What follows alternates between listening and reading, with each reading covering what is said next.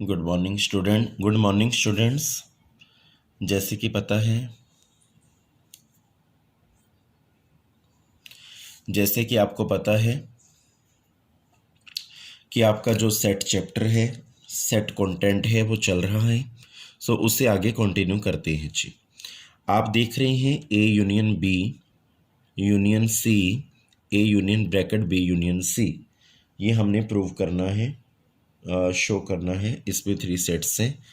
If A B C are 3 sets.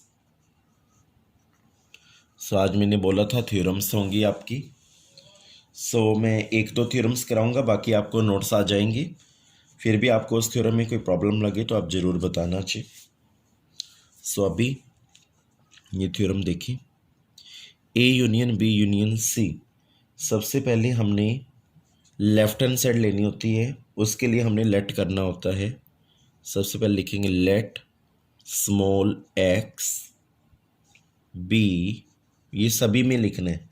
जैसे भी आप शुरू करोगे ना सारी थ्योरम्स, ये सभी में लिखना कंपलसरी है। Be N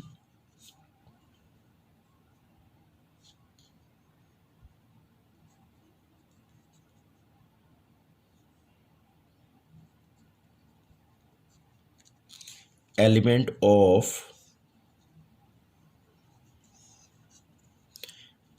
of left hand side का मानना है कि let x be an arbitrary element of this one.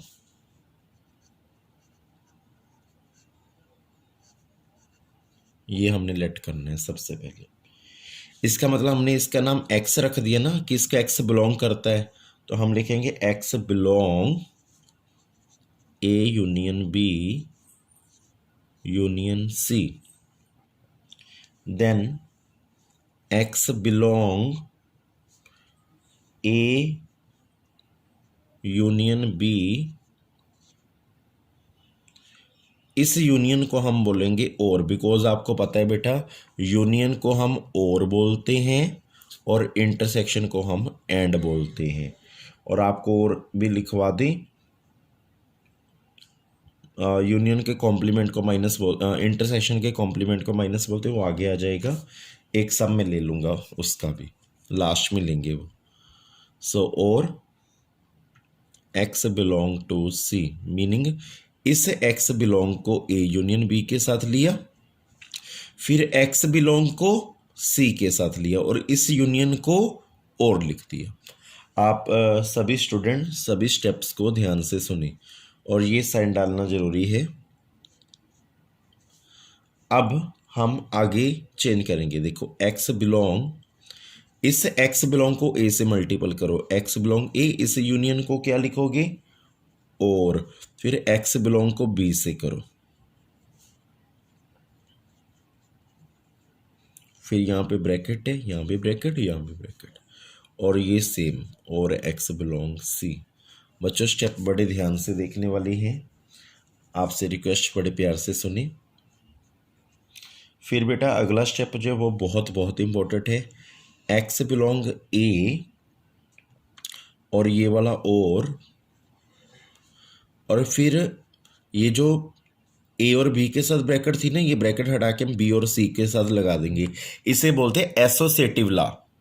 मैं आपको आज लॉ भेजूंगा थोड़ी देर बाद। जैसे आपको ये वीडियो की असाइनमेंट आपको भेजेंगे, वीडियो की क्लिप आएगी, देन वीडियो के बाद आपके पास कुछ नोट्स के रूप में एसोसिएटिव लॉ, डेम्पोटेंट लॉ, काफ़ी लॉज होते हैं। वो आपके पास आ जाएंगे। थोड़ी देर बाद मैं आपके पास भेज दूंगा बेटा। डेम्पोटेंट लॉ होता है, एसोसिएटिव लॉ होता है, मैनी लॉज होते हैं। वो आपके पास आ जाएंगे जी। कम्यूटेटिव लॉ होता है, आइडेंटिटी लॉ होता है, डिस्ट्रीब्यूटिव लॉ होता है, डी मॉर्गन लॉ होता है। वो सारे के सारे आपके पास मैं उसके थ्योरम सोल्वर्ड भेज दूंगा, ताकि आपको पता चल जाए कि ये 2 ब्रैकेट लास्ट वाले 2 ब्रैकेट के साथ क्यों लगी। एक्स बिलोंग बी और एक्स बिलोंग सी, बड़ा इजी है बेटा थ्योरम। यहाँ पे मैंने बोल दिया एसोसिएटिव लॉ होता है, यूज़ हुआ है। देन यहाँ तक आई होप आपको समझ आया होगा। एक्स बिलोंग ए, और अब यहाँ भी एक्स बिलोंग है, यहाँ भी एक्स बिलोंग है, एक्स बिलोंग कॉमन ले लो, तो इन ब्रैकेट में क्या बचा, बी और सी। देन एक्स बिलोंग ए, इस और को और लिखे रहने दो, एक्स बिलोंग बी, इस और को यूनियन में कन्वर्ट कर दो, बिकॉज और को यूनियन भी बोलते हैं। देन एक्स बिलोंग ए, इस और को यूनियन में कन्वर्ट कर दो, और ये एक्स बिलोंग ए, और यहाँ पे एक्स बिलोंग है, ये एक्स बिलोंग ए अलग कर लो, मतलब एक्स बिलोंग कॉमन निकाल दिया, तो अंदर क्या बचा, ए, इस और को मैंने यूनियन लिख दिया, देखो ये ए बचा, ये बी यूनियन सी बचा। देन बेटा मैंने यहाँ पे ये वाला शब्द ध्यान से सुनिए, एक्स बिलोंग मैंने कॉमन ले लिया, तो अंदर क्या बचा, ए, और इस और को यूनियन बोलते हैं, बी यूनियन सी, ये आपको पता चल गया। और आप देखिए स्टेटमेंट में आपने यही प्रूव करना था, यही आ गया आपके पास, A union B union C आपके पास आ चुका है, राइट हैंड साइड आ चुकी है, तो हम लिखेंगे so A union B union C का आंसर इसका सबसेट है, इसका नंबर 1 लेट कर लें। बच्चे बोलते हैं सर इसको अब आपने सबसेट एंड इक्वल टू क्यों लिखा, फिर मैंने बोला बेटा यहाँ से पता चल जाएगा, ये सिमिलरली का निशान है, साइन है, सिंबल है। बेटा अब मैं स्टेटमेंट की तरफ दोबारा लेके जाता हूँ आपको, देखो A union B union C था ना, अब आपने क्या करना है, उल्टा लेना है, A union B union C subset होगा इसका, लेफ्ट हैंड साइड का, लेफ्ट से राइट प्रूव किया, अब राइट से लेफ्ट ये आप खुद करोगे। अब आप इसको एक्स मान लेना, बेटा ये ध्यान दें, अब आपने इसको एक्स मान लेना है, सिमिलर जो मेथड मैंने ऊपर वाला चलाया वही आपने सारा करना है, फिर ये इसका सबसेट आ जाएगा, इसका नंबर 2 मान लेना, ये इसका सबसेट है, ये इसका सबसेट है, तो ये आपस में क्या होगी, इक्वल होगी, ये प्रूव करना था।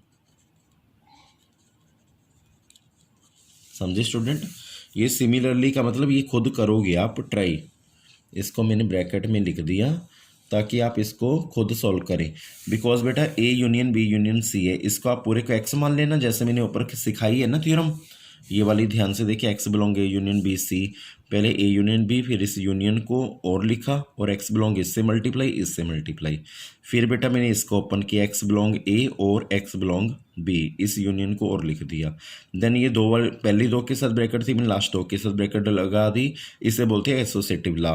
देन बेटा यहाँ से एक्स बिलोंग कॉमन ले लिया, बी और सी बन गया, और को मैंने यूनियन लिख दिया, फिर मैंने एक्स बिलोंग फिर कॉमन ले लिया, ए बी यूनियन सी बच गया। तो ऐसे ही आपने इसको सॉल्व करना है जी, फिर भी आपको कोई डाउट लगे तो आप बताना चाहिए। देन बेटा आपके पास मैंने ये 10 फार्मूलाज लिखे हैं, इसका इस्तेमाल होगा, जो मैं आपको थ्योरम्स के नोट्स भेजूंगा आज, उसमें इसका इस्तेमाल होगा। एक और मैं रीड कर देता हूँ,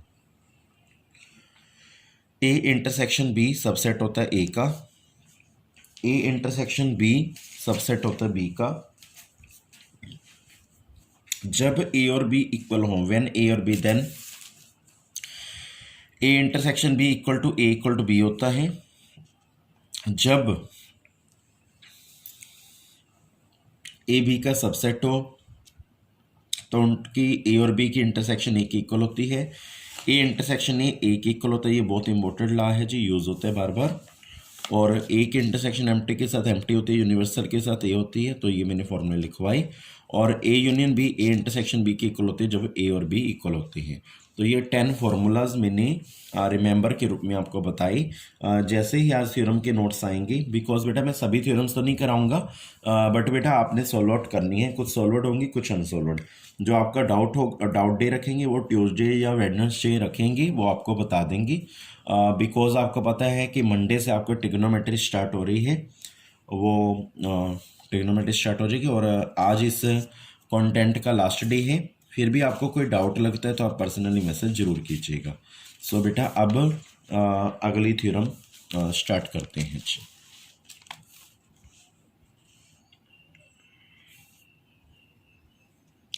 जैसे कि आप देख रहे हैं, for any two sets A and B prove that A minus B intersection B minus A. So ये हमने प्रूव करनी है। सबसे पहले मैंने बोला था जैसे ये ए माइनस बी है, ये ए माइनस बी है, तो सबसे पहले लिखेंगे let x B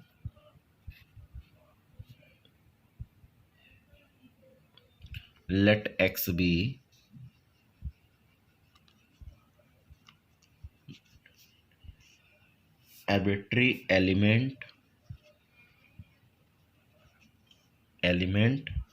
of a minus B. हमने लेफ्ट हैंड साइड को मानना है तो हमने क्या लिखेंगे, x belong to A minus B. इसे हमने अकेले ए माइनस बी को मानना है अभी। देन ए माइनस बी को मानने के बाद हम इसको थोड़ा सा सॉल्व करेंगे बच्चों। ये आपके लिए बिल्कुल न्यू आ रहा है। एक्स बिलोंग ए, मतलब एक्स बिलोंग को ए से मल्टीप्लाई करो, एक्स बिलोंग ए, फिर माइनस है ना, माइनस को बेटा एंड बोलते हैं। क्या बोलते हैं? एंड। और फिर x not belong to B, वैसे बेटा माइनस को बोलते हैं इंटरसेक्शन के बाद कॉम्प्लीमेंट। इंटरसेक्शन के बाद कॉम्प्लीमेंट का मतलब क्या होता है, देखो ध्यान से सुनना। एक्स बिलोंग ए, फिर माइनस बी है ना, माइनस के कारण लगा एक्स नॉट बिलोंग, और माइनस का मतलब इंटरसेक्शन का कॉम्प्लीमेंट होता है, और यहाँ पे इंटरसेक्शन को एंड बोलते हैं, फिर बी। ये स्टेप बहुत बहुत इंपॉर्टेंट था, मतलब x belong A, x not belong to B, and. ये लगता है जी। देन इसे हम कैसे लिख सकते हैं, x belong not belong B minus A. So इसे हम इस रूप में कन्वर्ट कर सकते हैं जी, x not belong to B minus A. फिर हमारे पास अब बी माइनस ए है। अब हम बी माइनस ए को एक्स मान लेंगे। ए माइनस बी से बी माइनस ए पहुंचे, यहाँ पे लिखेंगे फर्दर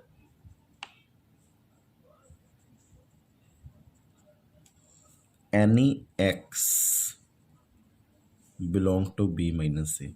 अब ए माइनस बी क्या लिखा है, देखो बी माइनस ए का। अब बी माइनस ए को कैसे लिखोगी, अभी मैंने आपको बताया एक्स। अब इसको इस रूप में कन्वर्ट करें, एक्स बिलोंग बी, एंड आएगा बिकॉज माइनस आ गया, माइनस ए है तो एक्स नॉट बिलोंग टू ए। इसे हम क्या लिखेंगे बाद में, बिलोंग ए के साथ माइनस का आना था ना, तो हम लिखेंगे ए माइनस बी। उल्टा लिखते हैं, बी माइनस ए तो not belong to A minus B. So ये आया जी, दिस प्रूव डैट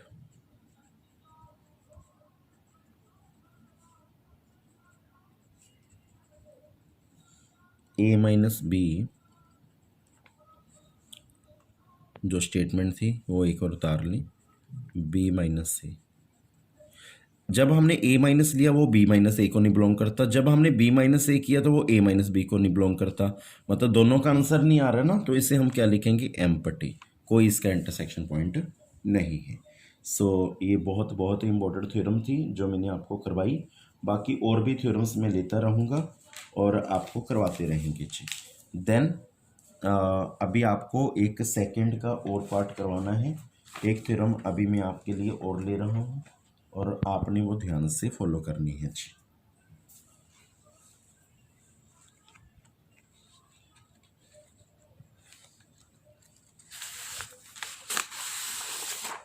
वो जो है मैं अभी आपको दिखा रहा हूँ, वो थ्योरम जो मैं करवाना चाहता हूँ आपको।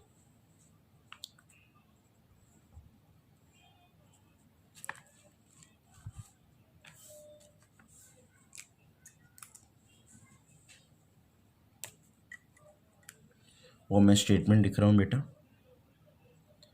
ए यूनियन बी का dash A dash intersection B dash.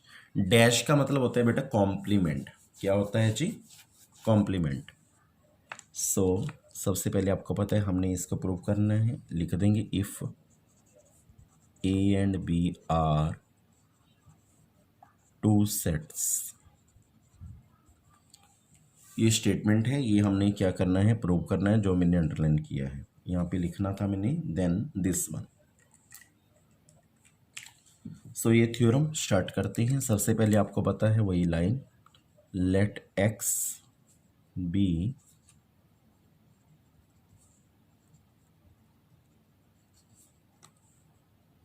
Element of A union B का कॉम्प्लीमेंट, जो हमें गिवन है। देन इसके लिए x belong to this one. ये कॉम्प्लीमेंट है, कॉम्प्लीमेंट का मतलब होता है not belong to. I hope आपको यहाँ तक पता चला होगा। इस कॉम्प्लीमेंट को हटाने के लिए यहाँ पे बिलोंग टू था, ये ए यूनियन बी के कॉम्प्लीमेंट को बिलोंग करता है, फिर यदि not belong to A union B को करेगा। अब एक्स नॉट बिलोंग को अंदर मल्टीप्लिकेशन करें, एक्स नॉट बिलोंग टू ए, यहाँ पे बेटा क्या आया है, यूनियन है ना। बट आप कहोगे सर यूनियन को तो और बोलते हैं, बट मैंने क्या लिखा, एंड। मैं बताऊंगा क्यों लिखा। फिर x not belong to B. देखो एक्स नॉट बिलोंग टू को ए से क्या, x not belong to A. फिर यूनियन का देखो, यूनियन का नॉट बिलोंग करना है मतलब उसका intersection, union change into intersection, और इंटरसेक्शन को हम क्या बोलते हैं, एंड। देखो यूनियन था यहाँ पे और लिखना था, बट नॉट बिलोंग टू के कारण ये यूनियन इंटरसेक्शन में कन्वर्ट हुई बेटा, तो इसी का यहाँ पे एंड लिखा। फिर x not belong to B. बच्चों ये स्टेप सबसे इंपॉर्टेंट था जो मैंने अभी किया। मैं दोबारा से बता देता हूँ, काफ़ी बच्चों को यहाँ पे प्रॉब्लम होती है कि इस यूनियन को सर आपने और लिखना था, बिकॉज आपने बोला यूनियन को और बोलते हैं, बट बेटा यहाँ पे नॉट बिलोंग टू आ गया।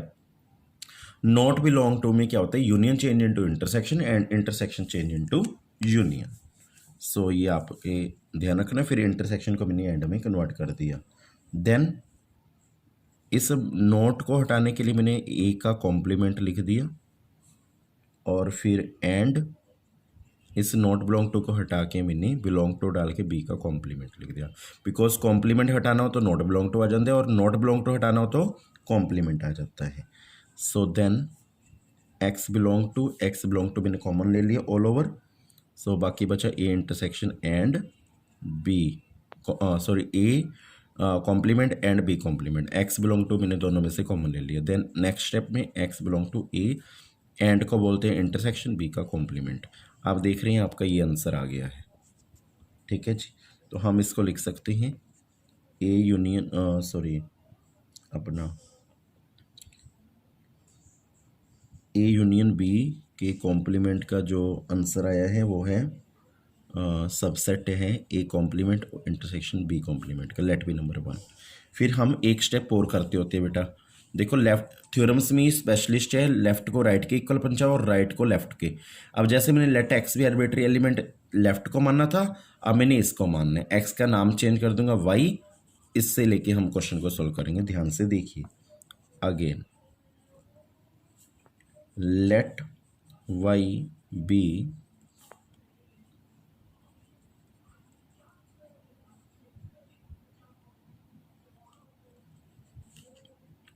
Element of A complement B complement. अब मैंने राइट हैंड साइड उठा ली बेटा, अब राइट हैंड साइड को मैंने वाई लेट कर लिया, लेफ्ट के इक्वल पंचा दूंगा। तो y belong to A complement intersection B complement. Now start करते हैं theorem. Y belong to A complement, intersection को एंड बोलते हैं, y belong to B complement, ये आया जी। देन ये कॉम्प्लीमेंट हटाने के लिए हमने क्या किया, not belong to A and not belong to B. Then अब ये स्टेप सबसे इम्पोर्टेंट है, यहाँ पे मैंने डबल क्लिक किया, ये सबसे वाई नॉट बिलोंग टू मैंने कॉमन ले लिया। तो क्या बचा ए, अंदर क्या बचा एंड है ना, बट एंड नहीं बचेगा और बचेगा। ये बच्चों ध्यान देने, बच्चे कहते क्यों, क्योंकि बेटा नॉट बिलोंग टू कॉमन नहीं है। नॉट बिलोंग टू का मतलब देखो, अब खोल के देख लो इसको, वाई नॉट बिलोंग टू ए, मैंने बोला था ना जब नॉट बिलोंग टू और एंड में कन्वर्ट हो जाता है, और एंड और में मतलब इंटरसेक्शन यूनियन में और यूनियन इंटरसेक्शन में, इससे का यहाँ पे हो रहा है। ये स्टेप सबसे इंपॉर्टेंट था। Y not belong to A union B, और को यूनियन बोलते हैं। सो फिर अगले स्टेप में नॉट बिलोंग टू हटा देंगे तो ए यूनियन बी का क्या बनेगा, कॉम्प्लीमेंट। अब आप ऊपर से स्टेटमेंट देख लेना, ए dash,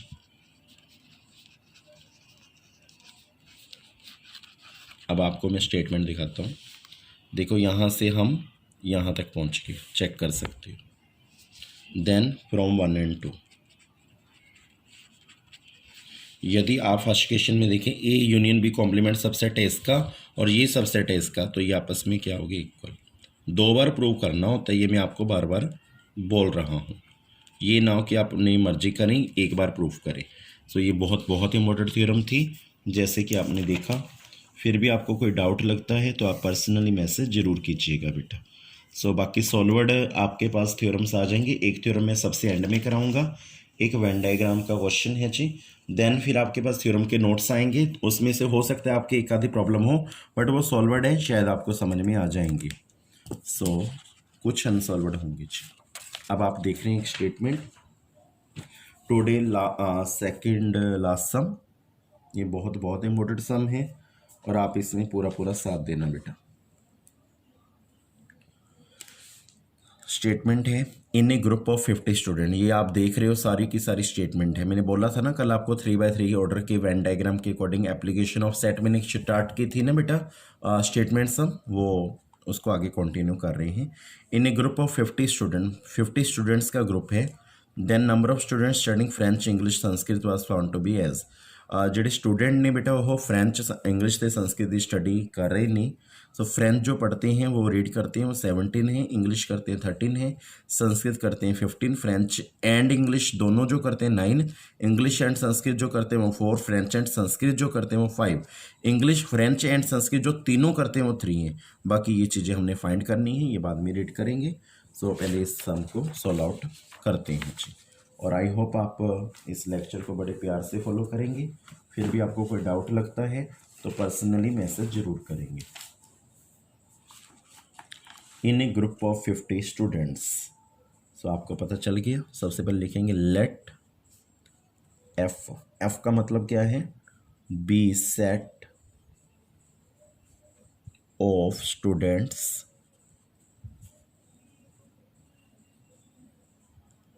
studying French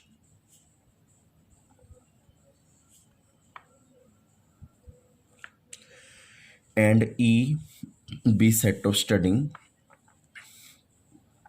English and S be set of studying Sanskrit। ये 3 टाइप की लैंग्वेज वो जो स्टूडेंट और रीड करते हैं। N of F 17 मैंने बोला था, जो फ्रेंच रीड करें वो 17 है। N of E इंग्लिश जो रीड कर रहे हैं वो 13 है। एन ऑफ एस संस्कृत जो रीड कर रहे हैं वो 15 है, जैसे कि आप देख रहे हैं। फ्रेंच एंड को इंटरसेक्शन बोलते हैं।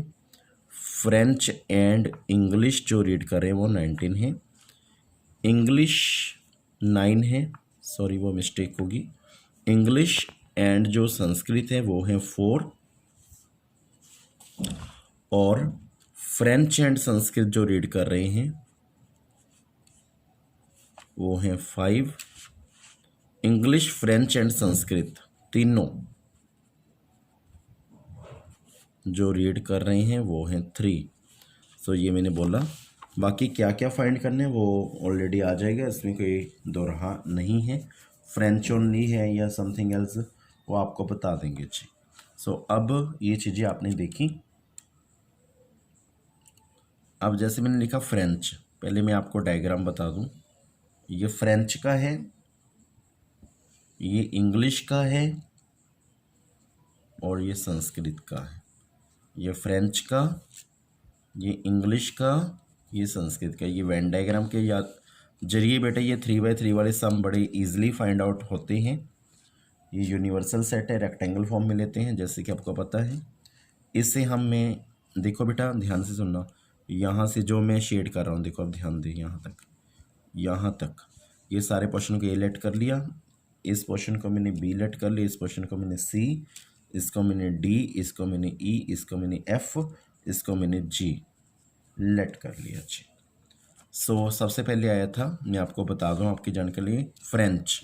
फ्रेंच का डायग्राम क्या आंसर, ये वाला पूरा सर्कल। तो यहाँ पे लिखेंगे n of F A plus B plus D plus E is equal to 17, French का। इंग्लिश के थे 13, सो इंग्लिश का बनेगा बी सी ई एफ,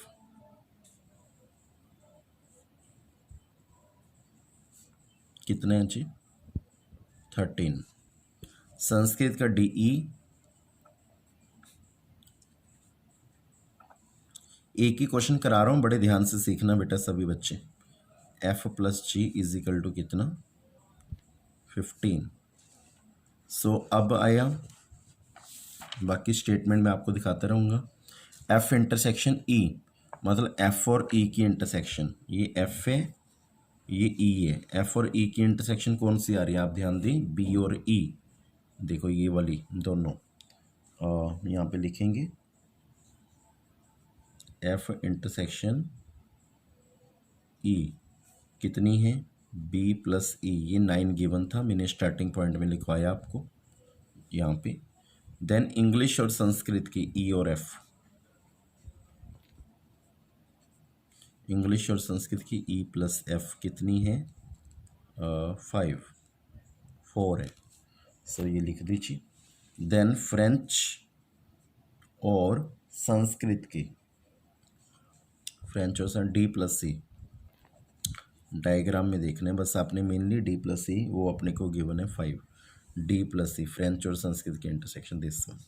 अब सबसे मेन स्टेप पे है English and French and Sanskrit तीनों का कॉमन पॉइंट कौन सा है, ध्यान से देखिए, तीनों का ये वाला।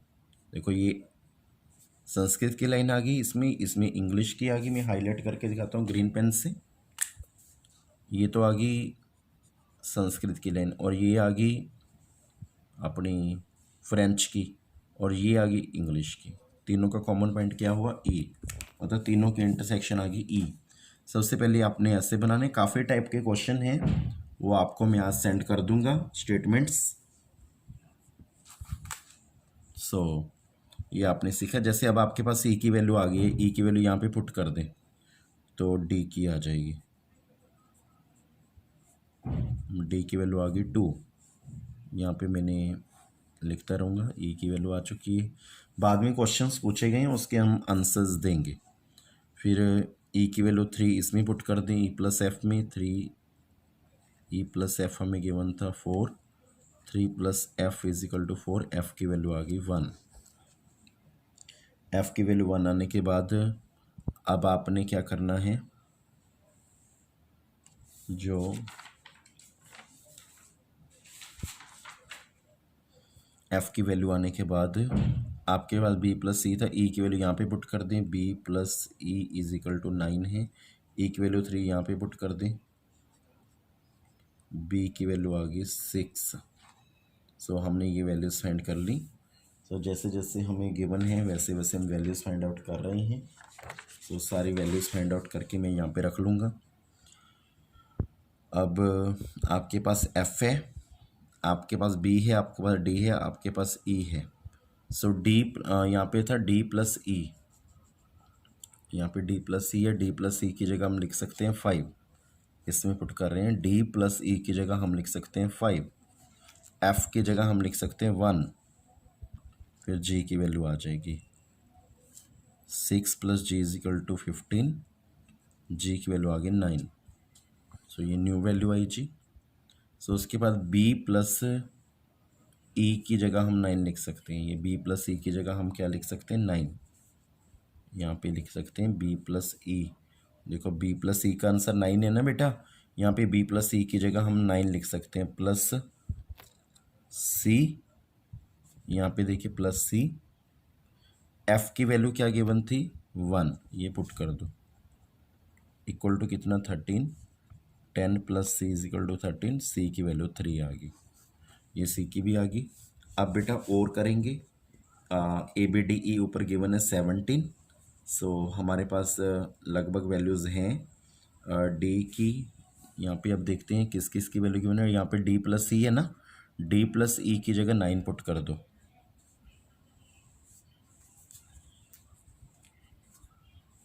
यहाँ पे बी प्लस सी है, सॉरी बी प्लस ई की जगह 9 पुट कर दो। बेटा बी प्लस सी की वैल्यू है, डी प्लस सी की तो 5 है, चाहे बी प्लस सी की ले लो 9, और हमारे पास ए प्लस ए की वैल्यू नहीं है, और हमारे पास डी की वैल्यू कितनी है बेटा, डी की वैल्यू 2 पुट कर दो, इजिकल टू 17। ए की वैल्यू आ जाएगी 17 माइनस 11, ए की वैल्यू आ गई 6। सो ये सभी की सभी वैल्यू मैंने फाइंड कर ली, A B C D E F G जो मैंने माननी थी, मैंने सभी की सभी वैल्यूज़ फाइंड आउट करके रख ली। देन क्या करना है जी, उसके बाद ये सभी की सभी वैल्यूज़ आपके पास आ चुकी हैं, वो आप वीडियो को बैक करके देख लेना। ए की वैल्यू क्या आई, बी की वैल्यू क्या आई, सी की वैल्यू क्या आई, डी की वैल्यू क्या आई, ई की वैल्यू क्या आई, एफ की वैल्यू क्या आई, जी की वैल्यू क्या आई। सो ये सभी की सभी वैल्यू। अब आपको मैं दिखाता हूँ स्टेटमेंट के sums. Find French only, French only का आंसर बताना है। डायग्राम में मैं दोबारा डायग्राम बना देता हूँ ताकि आपको पता चले। सो इसको हमने ए मानना था, इसको बी, इसको सी, इसको डी, इसको ई, इसको एफ, इसको जी। ये फ्रेंच का था, ये इंग्लिश का था, ये संस्कृत का था, आपको याद होगा। यहाँ पे यूनिवर्सल सेट, वो 50 स्टूडेंट्स हैं टोटल, वो आपको पता है। Then A B C D E F G, उन्होंने क्वेश्चन पूछा फ्रेंच ओनली, फ्रेंच ओनली का आंसर क्या होगा, ये है, ये फ्रेंच ओनली, ए का आंसर फ्रेंच ओनली। बच्चे कहेंगे फ्रेंच ओनली में तो ये सारा फ्रेंच है, ए बी डी ई तो पूरा फ्रेंच है, बट फ्रेंच ओनली कि सिर्फ फ्रेंच लेना है, मतलब इंग्लिश इंक्लूड ना हो बीच में, संस्कृत इंक्लूड ना हो, तो फ्रेंच ओनली का आंसर तो ए है। ए का आंसर 6 था, आप पीछे बैक करके वीडियो में देख सकते हैं। सो ये आंसर आया जी। नेक्स्ट जो स्टेटमेंट है वो पूछी गई है, French and Sanskrit but not English, French and Sanskrit but not English, वो मैं अगली वीडियो में आपको भेजता हूँ जी।